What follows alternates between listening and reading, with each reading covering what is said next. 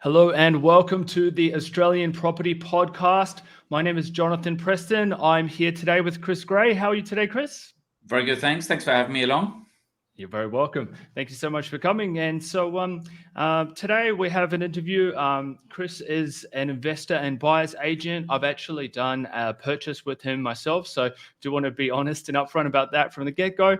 And before we do get into the conversation, just a quick disclaimer, everything discussed here is done so for entertainment purposes only. I've not taken into account your personal circumstances nor your risk profile. So you should seek professional advice before making any investment decisions. For those who haven't heard of you, Chris, would it be possible to give us a bit of background about you? Yeah, sure. So basically grew up in the UK, came to Australia backpacking and then back to the UK. And the reason the whole portfolio started was I came back from Australia and mum gave me a curfew at midnight. I'm saying off to see my mates at the pub and tell them about my travels. And she said, "You've got to be back by midnight." I'm saying, "Mum, that's not fair. I've been all around the world. I'm an international traveller. Surely if I can get back from Australia, I can get back from the local pub." And that was the catalyst that forced me out of home. And basically, long story short, I worked out that I could only earn £10,000. I could only afford 3 times my income. And so buy a shitty studio in the worst part of town. But I ended up buying a 3-bedroom house because I worked out that if I could rent 2 rooms out, I could actually live for free. And that's where the whole portfolio started.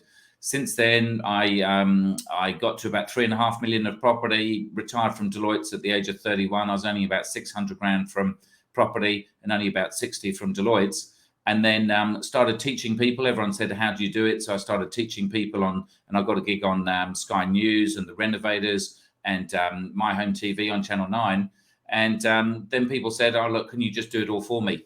So years ago, we set up a buyer's agency. So virtually 99% of the money I make is from my own portfolio and doing what I preach. But I've set up a business as well to help other people as well. Happy days, makes sense. And so I guess to go back a few steps in this sort of journey there. So you bought the places in the UK. Now I understand in the UK they have much better rental yields. And so I understand, you moved to Australia and I guess, perhaps wanted to invest here, because you were local. But did you ever consider actually just sort of continuing to build the empire in the UK? Did you ever think of that? No, so look, the rents were pretty good. I think in those days it was about 10 or 12%. So everything was positive cash flow, even if you're buying in blue chip suburbs. So when I came to Australia, my new friends were saying, "Oh no, it's cheaper to rent than buy," and I said it couldn't be. Why would someone buy an asset and they're tied down to it for 30 years and rent it out for cheaper than it cost them? But I guess we'll never understand that. That's the way Australia is. And so look, I got into it. So what I did in the UK, I started off, I bought my own home to start with and I lived in it and then rented it out when I moved to Australia. I did the same in Australia. So I bought I thought with my budget, I'd be able to get a 3-bedroom house over here. Then I looked at a 2-bedroom house, then a 3-bedroom unit. And all I could afford for my money was a 2-bedroom unit. And this was 360 in Coogee before the Olympics, when everyone said it was going to crash. And then I moved from that home, used the equity to get a second one, moved into that. And then at 31, I discovered the rent vesting philosophy. I buy lots of little investments and rent a more expensive one that the rental yield's cheaper. And so I haven't lived in my own home for 20 years now. So definitely a renter for life.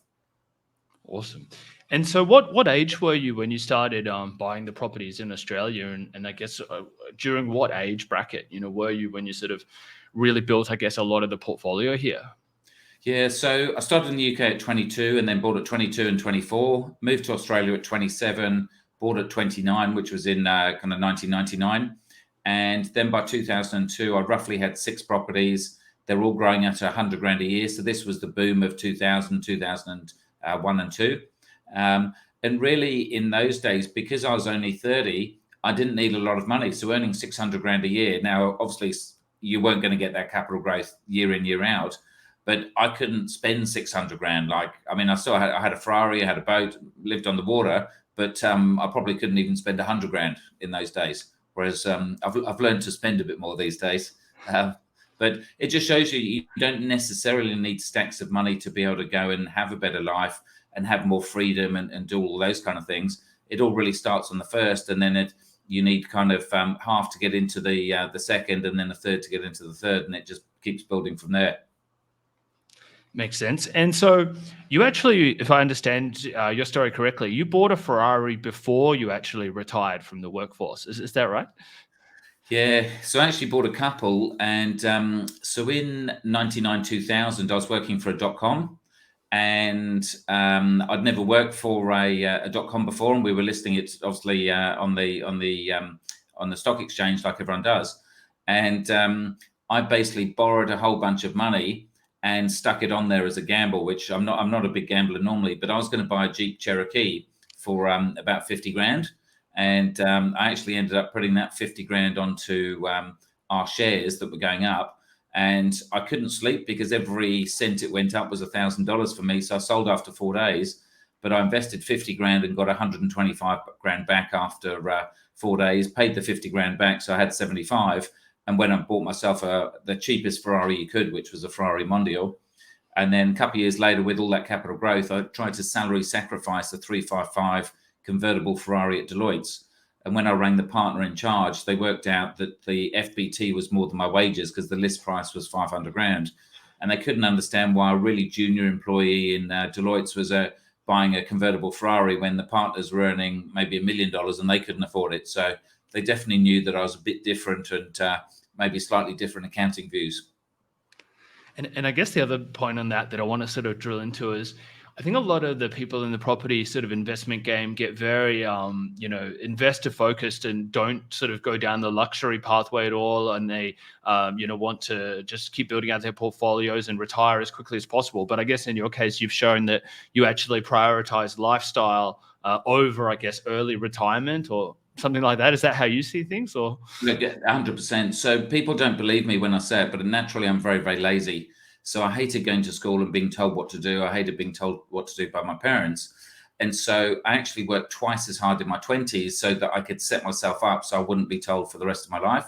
So I basically worked full-time as an accountant at Kodak in the UK.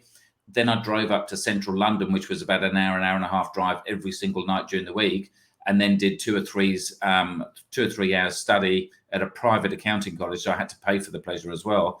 And then I had to study at the weekend.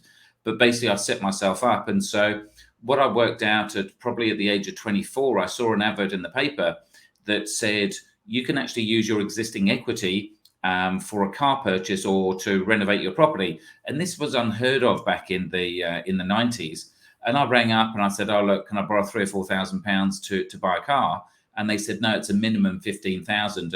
And look, you'd probably realized the reasons. It was about the national credit code and all those kind of things, and so all those kind of complications. And I said, well, if you lend me 15 grand, I'm happy to take it. And so I went down to the local Porsche garage, and I couldn't afford a brand new Porsche. I couldn't even afford a second-hand one because the lease over 3 years was so expensive, but I could do it adding it to my mortgage. Right. Now, the old skeptics out there would say, oh yeah, you're taking on bad debt. And sure, a car is bad debt. But the difference is I bought a £100,000 property for 80,000. So I bought it £20,000 under value anyway. By that time, it had risen to about 120.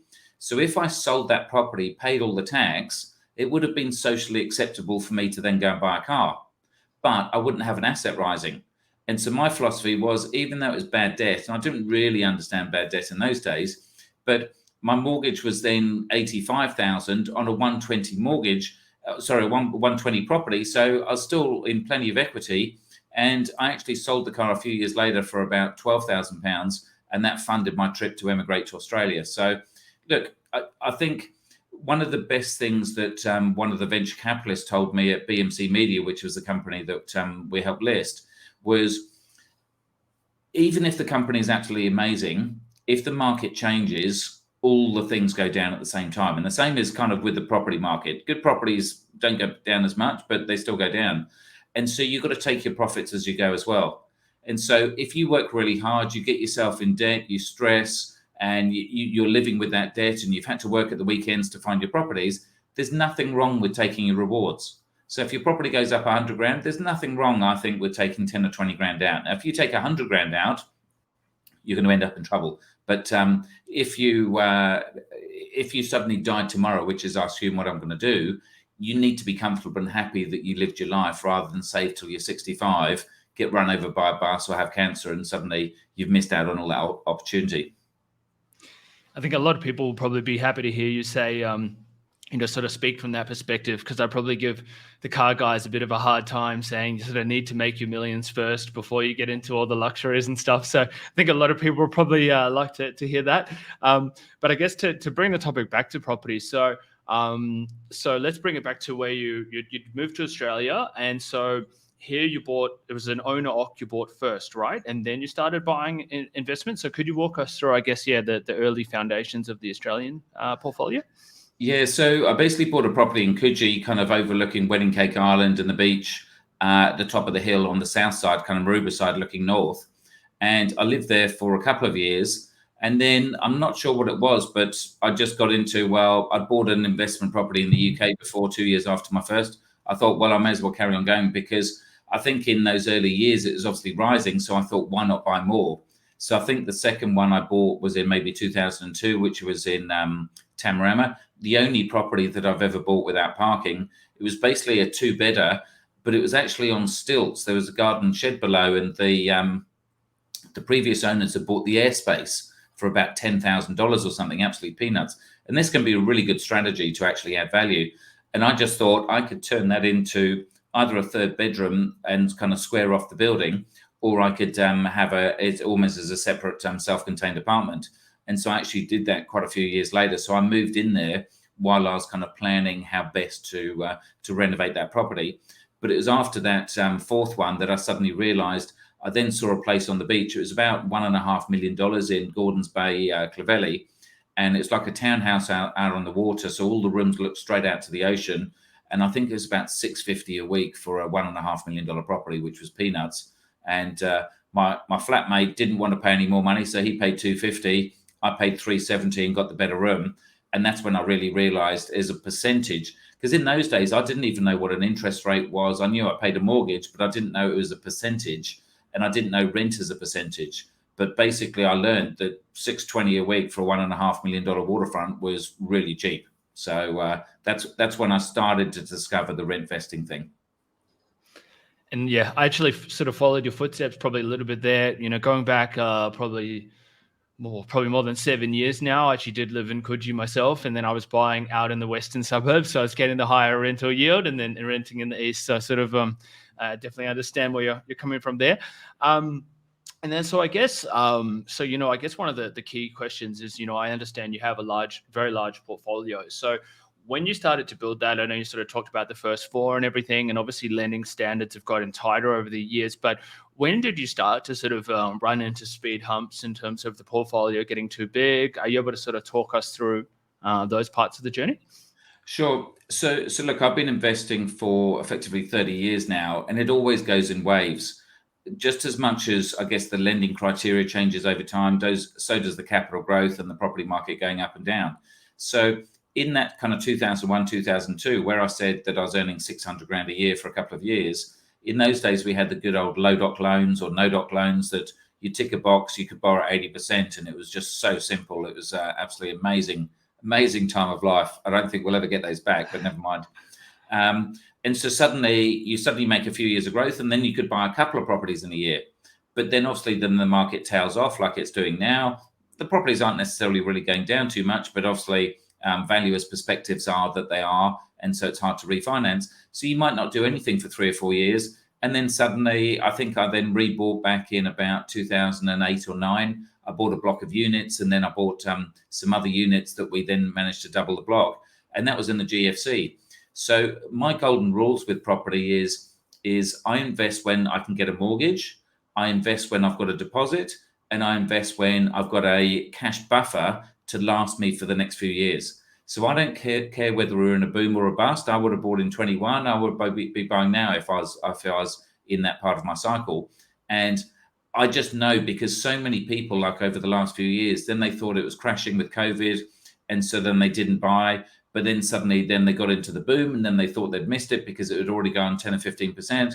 Then now they might try and borrow, and then suddenly they say, oh no, the market's going down. And then they try and borrow in 6 to 12 months, and then suddenly they can't because their serviceability isn't there. And so you're never going to get all the stars aligned. And so I just say that my strategy is too simple for most clever people. So lots of those accounting partners and the people that you see are always got an opinion about property. they're always reckon that they know how to time the market, but most of them don't actually do anything. I'm saying, look, sure, I've done 400 or 500 TV shows. I've been in the market for 30 years. I can speak to pretty much any expert and just pick up the phone and they'll take my call. But I don't get too clever about it. I don't time the market. I just get in. And I haven't bought for years and years because, as you were saying before, I think I've got enough money. Like my 10 million is doubled to 20 million. I'm about 50% geared. So my portfolio is, say, $25 million now. It's about 50% geared, 10 or 11 million of debt. And so at 51, I just think at 60 or 65, I believe that'll double again. So that'll be 40 million. How much money do I really need? Like, I'm not buying Point Piper 50 or $100 million properties. I'm happy, like literally in, what time are we now? So in 4.5 hours, I'm flying off to Europe for 5 weeks. And so I'd much rather be doing those things than working 60 hours a week. Definitely. Wow. Definitely makes sense. And so I guess, so the properties that you've bought, do they sort of follow a similar pattern in terms of like, the kinds of properties you've bought for yourself and what you buy for clients? Are you able to sort of walk us through, I guess, some of your philosophy there? Oh, exactly. So we buy exactly 100% of what I would buy for our clients. And quite often I own the same properties in the same block as my clients. And I've paid exactly the same price. And I paid a similar price for the renos. So we really are kind of practicing what we preach. But I guess when it started at 22, there was no books. My dad was a doctor. He had no interest in money. He definitely wasn't material. There was no Robert Kiyosaki, no magazines, any of that kind of stuff. And so it's all self-taught. So my basic understanding was, I just thought, and I was worried about rents, tenants not paying the rent, is I thought if you buy in a really good area and you've got someone in a suit, in a professional job that goes off to work every day, he doesn't want his boss finding out he hasn't paid the rent. And so I came from that kind of background myself anyway. And so I bought kind of in the city. It's a place called St. Albans, which is so about 20 or 25 miles north of London. So I'd think of it like a Bondi or a Mosman type thing, maybe, or a Balmain, but without the ocean and obviously without the beautiful weather we've got here. But basically the common theme was it was a half-an-hour commute into the city. It was full of young, rich people that were educated. They came from wealthy backgrounds. And so they wanted to live in a nice place and they wanted to be walking distance to the, I guess, the pubs, the restaurants, the cafes. They didn't want to have to queue up for taxis and stuff like that. And even in something like the GFC, they still had jobs. And so they generally, those areas didn't suddenly plateau and really, they didn't drop 20 or 30%. And I just, in a way, I got lucky getting into that kind of property because after doing all of those shows on Sky News, I keep coming back to exactly the same philosophy. And in essence, it's avoid the CBD because there's no limit of supply. You can keep building these massive Meriton towers, and not many Australians want to live in the middle of the city. They want to kind of get out. So if you go to that 5 to 15 Ks or maybe 2 to 15 Ks, where you've got those 3-story height limits. So if you're in Sydney, it's kind of the Eastern Beaches, Lower North Shore in the west, kind of the Coogee, the Bondi, the Balmain, the Annandales, the Manleys, Kirribillis, that kind of thing. Even though some of them do have a few towers, you can't build towers anymore. So if there's physically no more properties that you can build, that's supply's cut off. And there's lots of demand from still young professionals with good backgrounds, good jobs, wealthy parents that might help them with deposits and stuff like that. Effectively, the property market rises. And that's what I learned from a guy called John Edwards from Residex, who was then taken over by RP Dada. And all he did the whole of his life was study capital growth. And he said, it's not about buying Point Piper 50 or 100 million. It's buying the median price, or 1 to 2 million. So that means 80% of the population can afford to buy it or to rent it. And you buy secondhand because it's like the cars. It doesn't depreciate straight away. It's been there for 50 years. No lifts, gyms, pools, none of that high strata and stuff like that. And I just lucked into that strategy when I was at 22. And I can't see anything wrong with that strategy moving ahead. The only main disadvantage is the price point to get in and to cover that negative gearing, which might be 5, 10, maybe even 20 grand a year with the current interest rate. So that's the hard thing about getting in. But if you can really get one, I'd much rather have a 1 or 2 bedder in those areas for 1.5 million than have 2 5-bedroom houses somewhere else in the country. Because sure, land appreciates and buildings depreciate, but it's the quality and the scarcity of the land that really makes the difference. And what would you say, sort of on the topic of, how with COVID, a lot of people are sort of working remotely. And so, where the CB, maybe not the CBDs, but the big cities were king sort of in the past, a lot of people now are sort of talking about more regional areas. And I'm just curious as to what your thoughts are, I guess, around, whether someone would invest in a regional area or not. Sure. So look, I was doing a lot of COVID updates we did like an internet TV show that came out of the Sky News, I guess, producers and stuff. And look, ultimately, no one knew. So the big discussion back in 2020 was this regional stuff. I didn't know for a fact what was going to happen because obviously no one did. But I had a really strong feeling that people would still have to be around those capital cities. That the people that do like the Coogis and Bondis and Manleys and stuff like that wouldn't move regionally. Look, obviously a lot of people went to Byron, but I went up to Byron for a while and I love my entertaining. I love getting around. And there was only a few pubs there, and so you couldn't get into the pubs. And there was no taxis, there was no Uber around there. All of the locals are complaining about how hard it is to get into Byron because the roads aren't that good.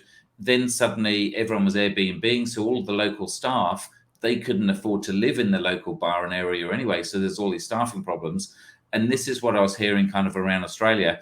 And I just think I love coming out. So I'm in Darling Point. Obviously, you can see I'm very, very close to the city behind. And I want 100 Ubers and 100 restaurants and 100 pubs all around me. And I just thought there's enough people in those areas that will keep it strong. And I think that's what still happens. So sure, some people have gone regional. A lot of people have come back. Some people have got the holiday homes there, and that's all cool. But I think the market is so tight in those areas. And look, I talk about Bondi just because everyone knows it, but the same I'd say for Balmain or Manly or anything like that. There is no more units. And lots of young people do want the big city because they want all those activities. Everything's on our doorstep. And so even if you could live in the middle of nowhere, I wouldn't do it for quids. I really wouldn't. I just love being this close, but without being in the heart of the city. Makes sense. And so I guess the next question I've got is sort of, the mood of the market, at least a lot of what I'm hearing sort of is, people want to buy nice properties, but they're concerned that, I guess, rates are going up. They're concerned about, the negative gearing. And I guess they're thinking that, maybe if I hold off 6 or 12 months, maybe I'll get a better deal, or I can wait for the uncertainty to sort of settle down. So I'm hearing a lot of that sort of, mood in the market. And I just wanted to sort of, hear from you. What are your thoughts on that sort of mood at the moment? Yeah, look, it's the typical mood, and that is going to be 95% of the population. It's been the mood for the last 30 years, as much as I've known it, and probably 60 years before that as well. However, when you generally speak to a professional in the market, i.e. a buyer's agent, mortgage broker, accountant, those kind of people, generally they don't buy into any of that kind of stuff. No one can pick the bottom of the market. No one can pick the peak of the market, even though they say they can. And just like I said before, is then they can't get a mortgage. And so generally it's excuses. And I don't want to be harsh on anyone because, look, sure, the market's going down. But we had the same thing exactly in 2020. And so some of our clients, they're buying $1 million properties or 800 grand properties, and literally they're scrimping and saving everything to get that. We've got other clients that will buy 5 or 10. And so a number of people, we've said on Sky News and the GFC, the Credit Crunch, all of those things, we said, now's the time to buy. It's basic economics. There's a whole bunch of people that want to sell. There's no buyers in the market versus 12 months before, there was hardly any properties on the market. There was thousands of buyers. And so you were paying 10, 20, 30% over. So you then get the opportunity to not have that competition. And you've got another excuse. It's like, no, it's going to be cheaper tomorrow. And so we had some clients that effectively say $1 million property in those kind of inner city areas will normally sell for $1,050,000 or 1.1 because of competition at auction. In COVID in 2020, and I'd say the same thing would be for this year, you could potentially get it for 9 to maybe 950. So I don't really see that as a 5 or 10% crash in the market. It's a temporary job because what happened in 2021, those properties bounced back to $1 million literally within seconds overnight. And then we had that 20 or 25% growth. And I think exactly the same thing will happen now. So you've got a window, or everyone's got a window now. Now, I don't know if that window is going to be 3, 6, 9, 12 months, 24, 36 months. I do not know. But the thing is if you try and bottom it, the chances are you're going to miss it. And overnight, that market will bounce 10 or 20%. And it's done it all the time. It did in the GFC. So in the GFC, I bought half my portfolio. Most of it was in Coogee. And they said the market's going down in the GFC. Whereas I do valuations pretty much every year or a year and a half for refinancing. And all of my property values were still rising. It wasn't hitting the media. And because the average Australian market might have been going down, but those good areas, they were still creeping up. So good properties always sell well. Now is the time. Chances are you're going to miss it. And all those people that didn't buy in 2021, they missed it. The 2020 opportunity is exactly the same now, but we're just basically 2 years on. And another question that I guess a little bit maybe out of the box, I've sort of approached, similar strategy as yourself in that never sort of sell anything, just keep, reusing the equity, buy more and that kind of thing. And what I've noticed is obviously strategy works beautifully for capital growth, but you do have the deferred capital gains tax, liabilities kind of accruing in the background. And so I know you mentioned you've been doing this for 30 years now. Do you ever think about like how you'll unwind the portfolio later? Like, do you think at a certain age you'll sell a couple of them off, or do you intend to just like pass it over to the kids? Have you actually thought, about the exit strategy for down the track? That's going to be my biggest present to my kids, is probably a $10 million capital gains bill. But hopefully by then I'll have taught them effectively not to look at the costs, look at the net result. So if they inherit a $40 or $50 million portfolio and there's 10 or 20 million of tax, don't worry about it. You've still inherited a $30 or $40 million portfolio.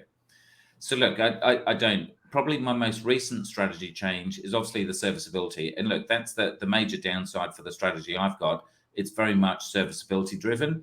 And even if you've got positive cash flow properties, by the time that the banks reduce your expenses and your rents and increase the interest cost, then you're probably not going to service after a while anyway. So that's the major downside, and that's when you need to get more creative. So what I'm doing now is, let's say, for instance, you had $10 million worth of property and 8 million of debt, and then over the next few years, those properties rose to like 11, 12, 13 million. What I'm doing now, because I might not be able to service, I then go to the bank saying, you've got 10 million or you needed 10 million of security to lend me that 8 million. You've now got 11, 12 or 13. Can you now release some of my properties because you've got excess security there? Now, not all the banks will do it. And again, you'd probably know better than me, but the ones I was with did. And then effectively to go to another lender to say, right, I want a completely low doc loan. I'm only borrowing 40 or 50%. Then suddenly that's a lot easier to do. Because let's say I sold one of those $1 million properties, I'd probably have about 200 grand capital gains to pay, and maybe 20 or 30 grand of agents fees. But I'd still net 700 or 800, which is better than kind of netting it and having to pay a mortgage and only ending up with 1 or 2. But rather than pay that couple of $100 grand capital gains, even if you're going to private lenders, so there's private lenders now that will lend you money at maybe 6, 7 or 8%, and they really are doing an asset lend.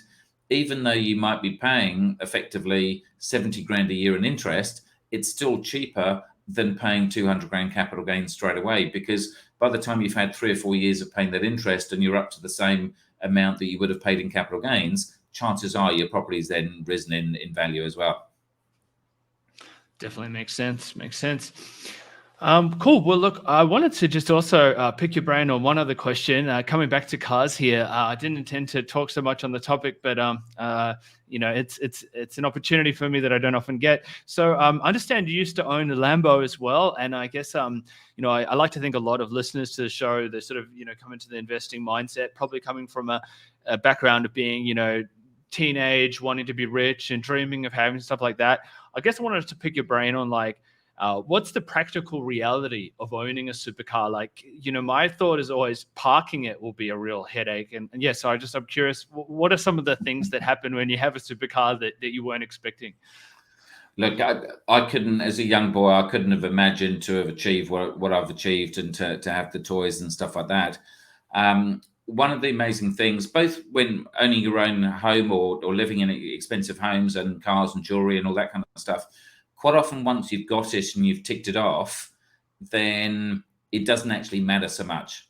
So yeah, something like a Lamborghini. So I had a 2005 Lamborghini Murcielago, the one with the scissor doors. It wasn't the iconic Countach, but then it kind of went into then the Diablo and then the Murcielago, and so it's the big V12 monster, and it really was being like in a jet plane. Like the acceleration was just ridiculous, not compared to modern cars, but with a big old proper car. Look, it was unbelievable. Even just picking up the Ferrari, I just could not believe it. Or picking up a 911 Porsche at 24. All of those things were iconic kind of things. So I had the Porsche in the 20s. I wanted to try and get the Ferraris by 30s and the Lambo by 40s and stuff. And look, it was unbelievable. I bought an orange convertible Lamborghini. They were retail for about 750,000. I bought it about 10 years old for 250. And the thing is with these, they don't really depreciate after a while. So I actually had it for 7 years. I drove it as a daily driver. So they said you can't daily drive it, but I drove it into the city every day. I did about 50,000 Ks. So I sold it with about 80,000 Ks on it. So it's probably the highest mileage Murcielago in the country. But I sold it for $40,000 more than I paid for it 7 years before. And that was in the week of COVID when everyone was panicking. So, but saying that, so I thought I got a great deal, but those cars are probably a few years later now with this boom in cars. The guy's probably made 100 grand. They're probably worth 400 now. But fair dues to him. He timed it right. I had a cheap Lamborghini. But look, even with the running costs, I reckon a very bad service bill was $30,000. But you don't get them too often. So I reckon I probably spent $10,000 to $15,000 kind of looking after that car. So insurance, maintenance, all those kind of things. Whereas now I've sold out, I've gone completely the other way. So I've gone vintage and veteran. I've actually got 3 different car builders around the country that are building me cars. So I'm building a car portfolio. My oldest car is 1912, a Ford Model T, which I've actually written off and is getting rebuilt. I crashed it into a lamppost on purpose because I couldn't stop it. So I mounted the curb and hit a lamppost, which wasn't too good when you've got no seatbelts. I've got a stretch limousine that I use as a rally car for Cancer Council and Mystery or Shipbox Rally. What else have I got? I've got some 30s hot rods that I had to do yoga for 3 months just to get in it. And basically you lie down in the car because it's that low off the ground. 50s Buicks that have got flamethrowers, and we've chopped the roof and kind of cut it down. So I'm just having a whole bunch of fun. A lot of these are fairly cheap cars. They might be 40 grand cars. I might spend 30 or 40 grand putting a new engine in, rewiring it. I've got a 53 Bentley that I'm doing that. So I want it super reliable. And I just love the shape of the cars and driving them. My youngest car is a 1994 7-seater Far engine because I didn't have one. And I thought I better go and get one and drop the kids off to school in it, put the sirens on. It's amazing fun. Happy days. So I guess moral of the story is buy quality properties and you can spoil yourself later. And again, with these cars, whether they go up in value or they go down, because most of them are old, they don't really depreciate. So we did a video years ago on YouTube saying a Lamborghini can be cheaper than a brand new BMW or Mercedes because you spend $250 on one of those cars and it'll be worth $125 in a normal market like 3 or 4 years later. So again, buying the old stuff, you can have a lot more fun. If you go and scratch it, it's not the end of the world because it's a second-hand car anyway, and you get a lot more for your money. You're still driving a 750 grand car, even if it only costs you 250. Happy days. Well, hopefully that helps out with some of the people dreaming of owning a Lambo one day. Mate, I really appreciate all the conversation today. If people would like to get in touch with you guys and how would they find you and how best to reach out?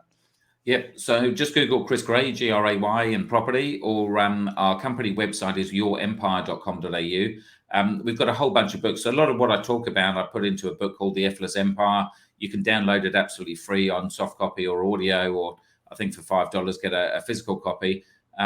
Probably a fun book. So that's really the book on how to make the money and how to do the rent vesting thing. Then in COVID, I wrote a fun book called How to Live the Life of a Multi-Millionaire Without Being One. So that's very much about spending it to say, even if you've got a limited budget, how do you hang out on a super yacht or buy supercars or rent supercars? So a lot of it's the rent philosophy with boat shares and stuff like that. So like in one of my trips in Europe, I'm doing a thing called Ultimate Driving Tours. You pay about $20,000, which I understand is not cheap. But given that you drive the latest Lamborghini, Ferrari, Maserati, probably Mercedes, Porsche, you get to try a whole bunch of different cars over 5 or 6 days, racing along the streets in another country. It's definitely cheaper than buying one. Awesome. Sounds good. Well, I really appreciate you coming along to the show today, and I hope that you have a nice flight and a nice trip. And if anyone would like to get in touch, you can email me, jp@australianpropertypodcast.com.au. And thanks so much again, Chris, for coming along. Thanks for joining. Thank you so much. Cheers.